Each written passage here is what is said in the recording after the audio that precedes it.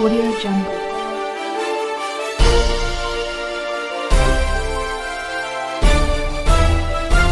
Audio Jungle. ವಾಚನ ನಡೆಯಲಿದೆ. ಅಲ್ಲಿಯ ನಮ್ಮೆಲ್ಲ ಸಾಹಿತ್ಯ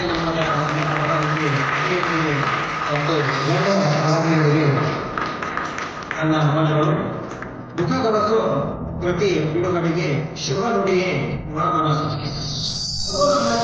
ಹಿರಿಯ ನ್ಯಾಯವಾದಿಗಳಂತಹ ಶ್ರೀ ಪ್ರಕಾಶ ವಸ್ತ್ರ ಇವರ ಚೊಚ್ಚಲ ಕೃತಿ ದುಃಖದವತ್ತು ಬಿಡುಗಡೆಗೆ ನನ್ನ ಶುಭ ನುಡಿಗಳು. ಆತ್ಮೀಯರೇ, ಶ್ರೀ ಪ್ರಕಾಶ್ ವಸ್ತ್ರಾಸ್ ಇವರು ವೃತ್ತಿಯಲ್ಲಿ ವಕೀಲರು, ಸಾಮಾಜಿಕವಾಗಿ ಸಾಕಷ್ಟು ಜವಾಬ್ದಾರಿಗಳನ್ನು ಹೊತ್ತವರು, ನಿಭಾಯಿಸಿದಂತವರು. ಇವರು ಯಾವ ಭಾಗದಲ್ಲಿ ಬೆಲೆಯಲ್ಲಿ ನಾನು ಕೂಡ ನಿಂತಿಲ್ಲ ಎಂಬುದಕ್ಕೆ ಸಾಕ್ಷೀಕರಣ ಅವರ ಉತ್ಸಾಹಿ ಬದುಕು. ಮೊದಲಿನಿಂದಲೂ ಅವರಲ್ಲಿ ಕಾನೂನಿನ ಬಲವು ಅಪಾರವಾಗಿದ್ದು, ಅವರಲ್ಲಿರುವ ಬರಹಗಾರಿಕೆ ವಿಚಾರಧಾರೆಗಳನ್ನು ಅವಲಂಬಿಸಿ ನೋಡಿದರೆ ತಮಗೆ ಈಗಾಗಲೇ ಸಾಕಷ್ಟು ಪುಸ್ತಕಗಳು ಬೆಳಕಿಗೆ ಬರಬಹುದಿತ್ತು.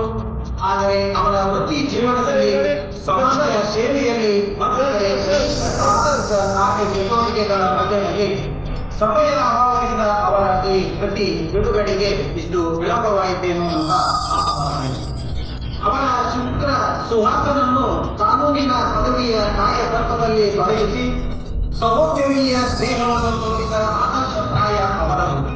ಅವನು ನಮಗೆ ಮಾರ್ಗದರ್ಶಕರು, ಅವನು ರೋಲ್ ಮಾಡೆಲು ಅವನು. ನಾವು ಶುದ್ಧವಾಗಿದ್ದರೆ ಬದುಕು ಸುಂದರ ಎಂಬಂತೆ ಬದುಕಿನ ಆಯಾಮಗಳನ್ನ ಹಾಗೂ ಈ ಪುಸ್ತಕ ಲೋಕಾರ್ಪಣೆಯನ್ನ ಇದೀಗ ತಾನೇ ಮಾಡಿದ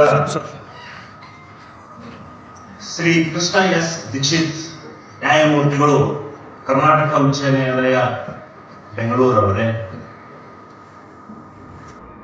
ಈ ಒಂದು ಕಾರ್ಯಕ್ರಮದ ದಿವ್ಯ ಸಾನ್ನಿಧ್ಯವನ್ನು ವಹಿಸಿದ ಶ್ರೀಮನ್ ನಿರಂಜನ ಪ್ರಣವ ಸ್ವರೂಪಿ ಡಾಕ್ಟರ್ ಅಭಿನವ ಕುಮಾರ ಸ್ವಾಮೀಜಿಗಳು, ಚನ್ನಬಸವ ಮಹಾಸ್ವಾಮೀಜಿಗಳು, ಒಲೆಮಠ್ ಅವರ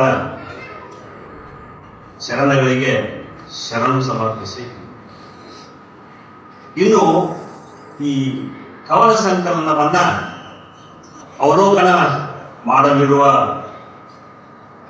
ನನ್ನ ಆತ್ಮೀಯ ಸ್ನೇಹಿತರು ಡಾಕ್ಟರ್ ಶಿವಾನಂದ ಕುಬ್ಸರ್,